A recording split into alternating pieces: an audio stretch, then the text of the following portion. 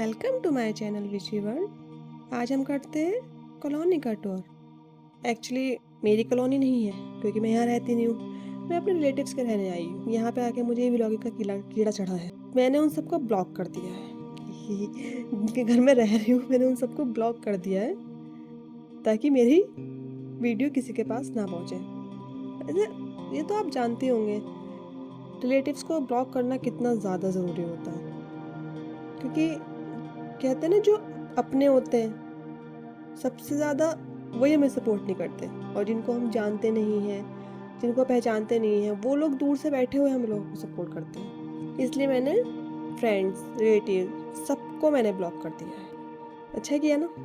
जब मैं रिकॉर्ड करने वाली होती हूँ ना मुझे समझ नहीं आता मुझे क्या बोलना है, और जब आसपास फ़ोन नहीं होता है ना तो मुझे लगता है मुझे ये भी बोलना था, मुझे ये भी बोलना था, मुझे ये भी बोलना था। वही है ना कि वीडियो तो मैं बना लेती हूँ पर एडिटिंग नहीं होती मेरे से, और फिर उसका वॉइस ओवर बहुत मुश्किल है। पर वो कहते हैं ना कुछ ना करने से तो कुछ करना बेहतर है। इसलिए पता नहीं क्या कर रही हूँ, बस कर रही हूँ, समझ कुछ नहीं आ रहा है। और मेरी जब ये व्लॉग बनाने में निकली थी तो मेरे साथ 2 नमूने भी थे, मेरे कज़न के बेटे। उन लोगों ने मुझे पूरी कॉलोनी दिखाई, अपी ये घर देखो, अपी ये घर देखो, अपी ये घर देखो। उन लोगों ने मुझे अपने ट्यूशन की साइड ले गए। मैंने बोला बच्चों यहाँ पे डॉगी होंगे, कह रहे अभी नहीं, डॉगी नहीं होते यहाँ पे, हमारा ये तो अपना ही एरिया है। इतने आराम से बोल रहे थे। मैंने बोला हाँ बच्चा तुम्हारा एरिया तो है ही, यहाँ मतलब कहीं भी जाओ ना तो डॉगी होते वो बहुत बहुत बुरी तरह पीछे पड़ते हैं। फिर मुझे अपनी ट्यूशन की बातें बताने लगे कि अभी हमारी जो मैम है ना वो बहुत ज़्यादा खतरनाक है। मैंने बोला तो अपनी मैम से डरते हो? कि डरते तो नहीं है पर वो तब तेज़ बोलती है ना तो हमारा दिल धक धक धक धक होता है।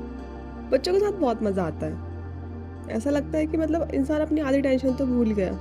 मगर कभी कभी जब वो शैतानी और शरारत करते हैं ना फिर तो दिल करता है उन्हें कूट दो पकड़ के। मेरा भी सपना है मैं अपना एक घर बनाऊं, ना भाई का ना किसी और का, मेरा खुद का, जहाँ मुझे कोई रोकने टोकने वाला नहीं हो, जहाँ कोई ये कहने वाला नहीं हो कि तुम ये क्यों कर रही हो, तुम्हें ये करना है, तुम्हें टाइम नहीं दिख रहा, तुम अभी तक सो रही हो, तुम अभी तक जाग रही हो, तुम क्यों जाग रही हो, तुम क्यों सो रही हो।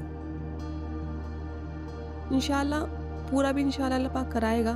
अब इस रास्ते पे निकले हैं तो कुछ ना कुछ तो अल्लाह पाक करेगा ही, जब अल्लाह ने रास्ता दिया है तो। लड़कियों का कोई अपना घर नहीं होता, जहाँ वो पैदा होती हैं, बड़ी होती है, पली बड़ी होती हैं, वो अपना पूरा बचपन वहाँ गुजारती हैं, एक एक यादें उनकी वहाँ होती हैं। वो बड़ी होकर उन लोगों को कहा जाता है ये तो पराए घर की, ये तो चली जाएगी, और जहाँ वो जाती है वो लोग कहते हैं ये तो पराए घर से आई है, इसको कहाँ कुछ समझ आएगा।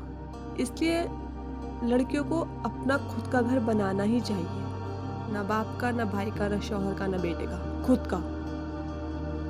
हाँ बहुत मुश्किल है पर नामुमकिन नहीं है।